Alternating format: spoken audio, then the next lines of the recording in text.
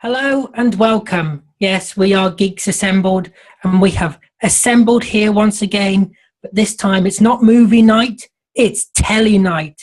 And this time we have Sapphire and Steel. Yes, a TV series with Joanna Lumley in. Yes, absolutely fabulous, isn't it? So let's go off first to Lee. Go ahead, Lee. Yeah, this has become a cult TV show. There was only 6 stories ever made of this show, which ran from 1979 to 1982. But this has stuck in my memory, and it has stuck in a lot of fans' memories of being a very, very good show. Very creepy in some stories. There's a sci-fi element, but this one, what we're talking about today, is the first story they did, which, strange enough, hasn't really a title, because PJ Hammond, who wrote this and created it, never gave the stories any titles, but it's officially known really as Assignment 1. It's a very good start to this series. Tam breaks through. This is what they're Tam agents, and they have to investigate and put Tam back on track. And this one is a very good start with, kid actors, children actors in this, and you'd never look at a nursery rhyme again in the same way as one. Ring a Ring of Roses and The North Wind Doth Blow. And the two main actors, Joanna Lumley and David McCallum, were awesome in these roles. Big Finish have done 2 audio seasons of this after Joanna Lumley and David McCallum didn't want to do it again. And David Warner and Susanna Harker have done a really good job on replacing them. But for me, it will always be David McCallum and Joanna Lumley. Awesome actors, awesome stories. And this 6-parter, it is just so brilliant. Even the guest star, the actor's name, the tall guy, Val Pringle, who played Led, awesome in that. I mean, just grinning away. If I was that little kid, I'd run away scared, because he looks huge. But yeah, a very good story to start this full series of Sapphire and Steel. And hopefully, if you guys do like this, maybe somewhere down the line we'll do the whole 6 of them at some point. And they do get more spookier, especially the train station one, which is the second story. But for me, it's brilliant. This one gets a 10 out of 10, a well-deserved 10 out of 10, and it will always go down in my book as one of the best TV series ever made. Thank you, Lee. And we start off with a 10. So let's see what Beef Dad thinks of Assignment 1. Oh, well, I can only echo what Lee said, really. It was, of its time, it was 1979. There'd never been anything quite like this before, apart from Doctor Who. And this was very, very different. Joanna Lumley as Sapphire, she's softer, she's more simpatico. But David McCallum is tough to the core. He really is icy cold at more than one point in this, but not just from being refrigerated, but down to absolute zero. But also, he is a very, very cold, calculating person in this. The kids... Robert Jardine playing Stephen O'Shea playing Robert, and Tamazin Bridge playing Helen were brilliant. The kids were absolutely superb. He's mentioned Val Pringle, but he hasn't mentioned Val Pringle singing. And Val Pringle has a wonderful basso profundo voice, and it was an absolute joy to hear him singing. And yeah, he's big, and the kids refer to him as the Giant. But yeah, it's creepy, it's clever, it's brilliantly scripted, it's superbly acted by absolutely everyone in the cast, and yeah, it's 100% gold-plated 10 out of 10. Another 10. So there we have it. Now let's go over to Texas. Tim, go ahead, Texas. Well, I agree with both of these gentlemen. This is a very unusual series, but it's also very good. PJ Hammond is an excellent writer. I mean, he cooks up some pretty heavy storytelling here. Like Beef Dad intimated, David McCallum's steel isn't just cold. I mean, he's just there. He's all business. He's there to get the job done and get out. And he doesn't really care who gets hurt. Sapphire is a little more in tune with, or a little more friendly to the people. You have to excuse me for a second. Let's go over to Connor. Go ahead, Connor. Yeah, I thought this was a really great story written by PJ Hammond, who later wrote for Torchwood, actually, in the first series of Torchwood. And you can definitely see, watching the episode of Torchwood he wrote, and going back and watching this, you can definitely see the creepy aspects that he managed to also get into his Torchwood episode. Yeah, I thought it was a great episode. I like the inclusion of the historical aspects of it, like the Roundhead soldiers. The visuals of it were actually very creepy, like the noose near Sapphire's head when she was trapped in the room was quite grisly to watch. It was, it had an impact. As everyone said so far, David McCallum as Steele, very stern, very abrupt, cold, calculating, brilliant character, I thought. And Joanna Lumley as well is brilliant in everything. As Sapphire, she was just great here, superb. I thought the inclusion of sort of basing the story around nursery rhymes as well, which particularly Ring a Ring of Roses, which is renowned as quite a creepy sort of nursery rhyme with a strange, dark backstory to it, was a brilliant inclusion. I think overall, as for 6 parts, it ran like the wind. It was brilliant storytelling. I think overall, I'll give this a 9 out of 10.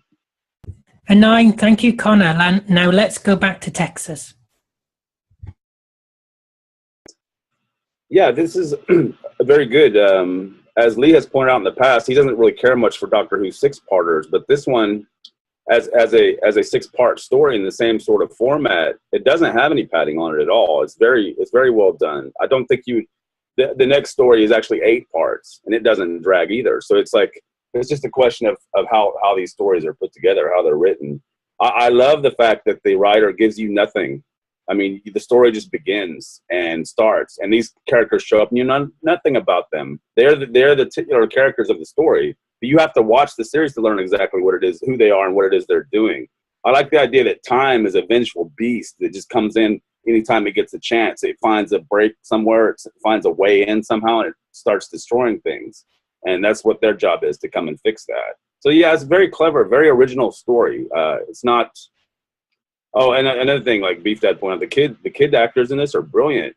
I mean, it's too bad J&T didn't talk to that kid when he was casting Adric. You know what I'm saying? It would have been a whole different show, wouldn't it? But I would give this a 9 out of 10, only because Assignment 2 is so much more better and superior. I mean, it's just that's a masterpiece, and hopefully we'll get to that one day. Another 9. Thank you, Texas. I have to say, I do think the kid does have a Adric haircut, doesn't he? There's a bit of a Adric haircut going on. Let's go over to Craig. He's a real actor, though, this kid. Yeah, let's go over to Craig. I quite enjoyed this series. It was so dark, and that's what appealed to me the most, I think. It was like a follow-on, well, not a follow-on, but it reminded me a lot of Ghostlight, the way it was lit. I mean, it must have been, it was so specialised how to shoot in those dark light conditions. But I think it really brought out Sapphire's blue dress. She just seemed to be glowing in every scene, and I thought they did that really well. And I love how nothing really made sense until you really started to watch it and get into it each episode. And for me, I'd give it an 8 out of 10. Thank you, Craig. Let's see what Alex has to say. Yes, this is one of the TV shows that, as I mentioned before, you have to sit there, you have to pay attention. As other people have mentioned, you're not spoon-fed anything.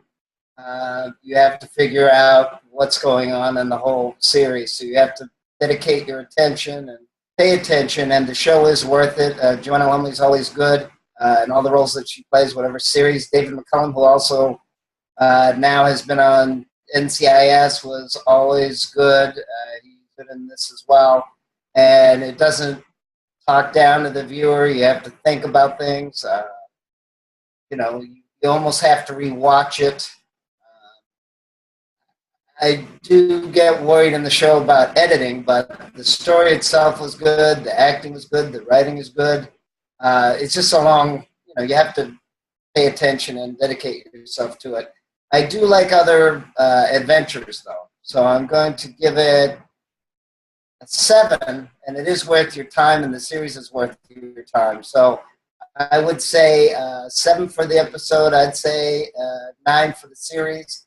And I wish I had spent more time getting the books and the Big Finish stories as well, even though it's a different cast. But it's definitely a well-written show, well-acted show. It has atmosphere. It's before the X-Files. And so you had Doctor Who, you had maybe the Survivors, the Tomorrow People trying to come up with a similar stories or similar atmosphere. And, all of those are good. And you want to give Sapphire and Steel more than a chance, and it's worth your time. Thanks. Thank you, Alex. Now let's jump on over to Kevin. Go ahead, Kevin. This is the first time I've seen it. And, I now know that that Steel is the actor that played in NCIS Dr. Donald Mallard in NCIS, so that's cool. I watched that series a lot, and it was very dark. It was very not Doctor Who-ish, but it was like in a Doctor Who form, like a serial of 6 parts. So yeah, it was getting used to, but it was very interesting, and if it said like Texas that Assignment 2 is a masterpiece, I'm looking forward to that. So 8.5. Thank you, Kevin. 8.5 out of 10. Now to me. Well, I've never seen this series before, never seen any of the episodes, but I have heard of it, and it really dragged me in. It really pulled me in. From the first episode I watched, I was drawn into it. It was like really spooky, and there was these nursery rhymes, and I was thinking about who these two, Sapphire and Steel, who are they? And the casting is great. The kids are great in it, but Joanna Lumley is just amazing in anything she does. She truly is a national treasure in this country, and I did really, really enjoy it. I thought it was brilliant. I thought it was just really good. Yeah, I don't really know much else to say. I haven't planned what to say, but I just thought it was really good. I enjoyed the whole thing. I thought it really built up towards the end. I like the ending as well. I thought there was no moment where I was bored or anything like that. It just flowed. I like the fact that it's in 6 parts and they're about 20 minutes each. If you take out the title sequence and the credits, about 20 minutes each. And I just thought it was a real fun, enjoyable watch. And I will definitely watch the other episodes within this show. Definitely.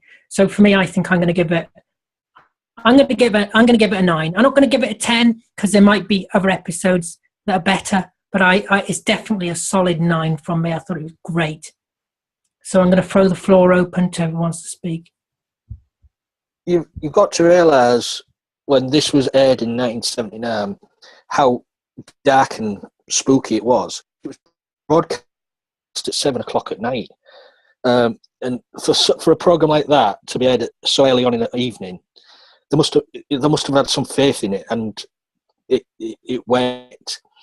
I mean, programs these days, if they go down that route with darkness and that, they put it on after 9 o'clock now. But this worked so well, and as you say, John Lumley is brilliant. And if and when we do get to Assignment 2, you'll see that her acting in this is surpassed by her acting in Assignment 2. That is an awesome story, and I can't wait to talk about that one when we get there. I think this show would have been even more successful as far as it had chronic problems when they broadcast it, didn't it? Didn't the second assignment got interrupted by a strike or something on ITV? Yeah. And it had to be rebroadcast later. Yeah, 1979 was the sort of year of the blackouts and the strikes. So I think this is where the series of the 6 stories was dragged out from 1979 to 1982. Yeah, they actually also they because they hired those 2 particular actors. They were very busy actors. It ended up being delayed so much before they ever even got to to finish the series. And I think that's unfortunate because it's the kind of thing you'd love to see more of. I agree with you, though. Fortunately, Big Finish came along and did a few stories a few years ago, and they're very good. It doesn't matter really that they recast the leads because both of those actors are just as good, I would say, as on the audios as these were on television. And of course, this is 10 years after he really made his name playing Ilya Kuryakin in The Man from U.N.C.L.E. Yeah, he'd also done Colditz as well. So the guy and the Invisible Man TV series. Yeah, he did quite a bit of American TV as well. Yeah, right? He did a lot of American TV. He's really good. My only sort of iffy bit about it is they talk about using elements. And you cannot use transuranic elements where there is life. But the thing is, steel is not an element. Steel is an alloy. Yeah. So it's a little bit of scientific iffy there, but it's also so it's lead, right? I mean, you meet some of their cohorts. You meet lead and you meet silver later, and in audio, what was her name? Ruby. So Ruby. You get gold as well. Gold played by Mark Gatiss as well. Oh yes. So. Yeah. You also learn that there's 115 of them. Yes. Yeah. Sapphire says 127, but as the Steel says, you can't trust the transuranics. No. I have to say, Led did seem to enjoy the singing a bit too much, didn't he? At one point. Yeah. Contract. Got a bit too carried away there. He's got a booming voice. That's a brilliant voice. Yeah. Brilliant voice. Yeah. Thought he was a tenor or something. Yeah. No, he's a basso profundo. But this story has always stuck in my mind since I saw it in 1979. It just the nation element stuck in my head, and the Roundheads, the nooses, and she was thrown into the picture, and I mean, them sort of elements do happen in other stories, like the Lost and Property Shop, which we may get to down the line. But that's a very good one. Yes, but we won't go there yet. Yeah, it's quite funny, but the second episode of this particular thing aired on my birthday. My 21st birthday. So these six parts. That's series 1. Is it these 6 parts? Series 1 was Assignment 1 and Assignment 2.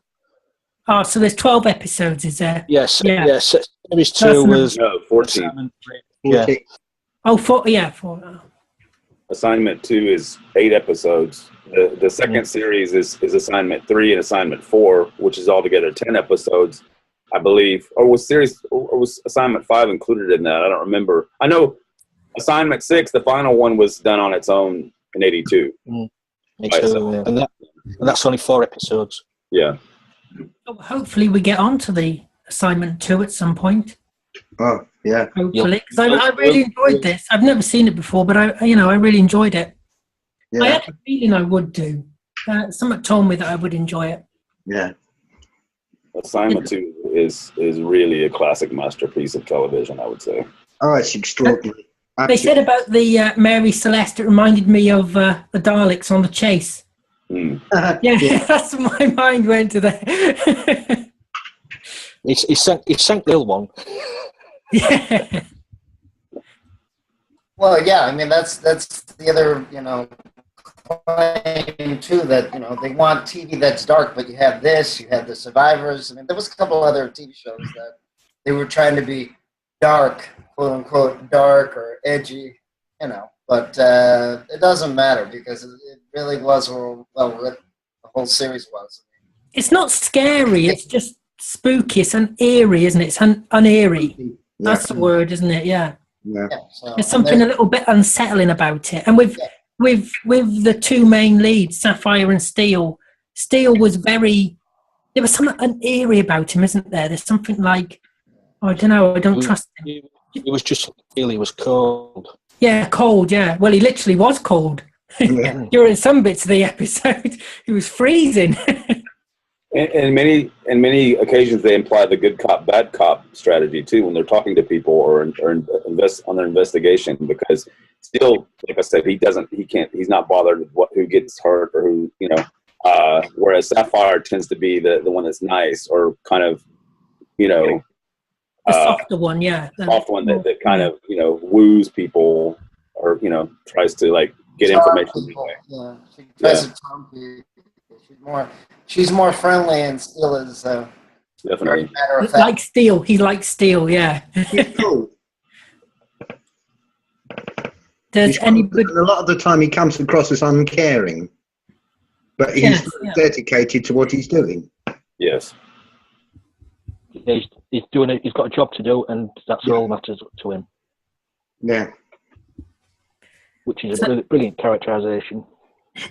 You get the feeling later that he gets a bit jealous when Silver shows up, doesn't he? Well, what was it? Led said something about, was it Jet sends her regards to Steel or something like that? So I think there was something going on with Jet and Steel. I think Jet was a woman, by the way. Yes. Yeah. Nope. Well, no, as I mentioned before, the other part of the classic TV, it has an opening in music that, once you hear it, you remember it, and they don't do that anymore. You don't have, an opening or music that you remember. I always thought the music, the opening, was a bit inappropriate for this kind of show because it makes it sound like there's some caped superheroes flying around or something. The guy with the booming voice, Sapphire and Steel. And it's like, what you actually get is something so different than that. Like Superman or something, isn't it? Yeah. Right. I But thought it was strange. Yeah, but the point is, it does grab your attention. So it's sort of, that's the other interesting thing about this show is that, you do have to sit there and things are not as they appear, and you get a lot of nuances right away, that you have to figure out how you feel about that and what the characters are doing and stuff like that. But my point is, it's very memorable. Once you see it, like the Doctor Who theme song, you don't forget it. It's very true. That's true, yeah. But also as well, you've got to realise these are the original time. Yes, before Captain Jack. Yeah. But I thought it's actually very well written. This is. It's actually very well. It builds up. It doesn't. They're all well slow down, does it? It doesn't get boring or. Well, as Tim said, I'm not a very big fan of 6-8 parters, but this just flies by. As you say, you're dragged in. It just grabs you the first time you watch it, and you stick with it. You just go with the flow.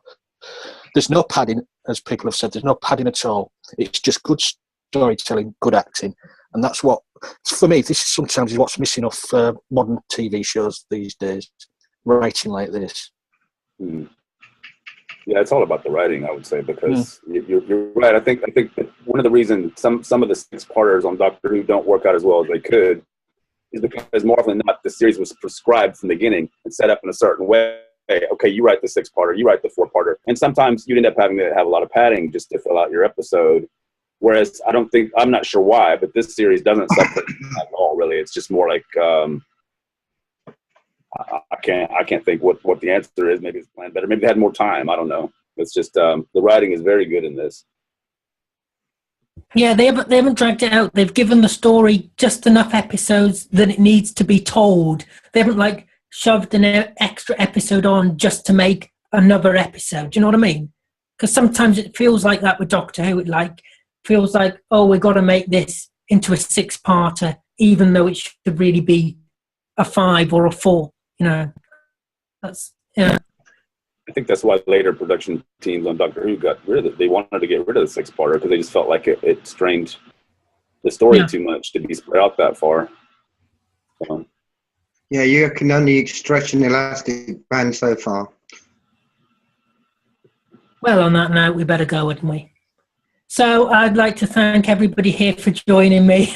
I would like to thank you for watching. Don't forget to like, subscribe, comment. What do you think about this episode of Sapphire and Steel Assignment 1? And give us suggestions on what you want us to talk about, review, or discuss on a future podcast. Until then, look after yourself, take care, and we'll see you in the next video.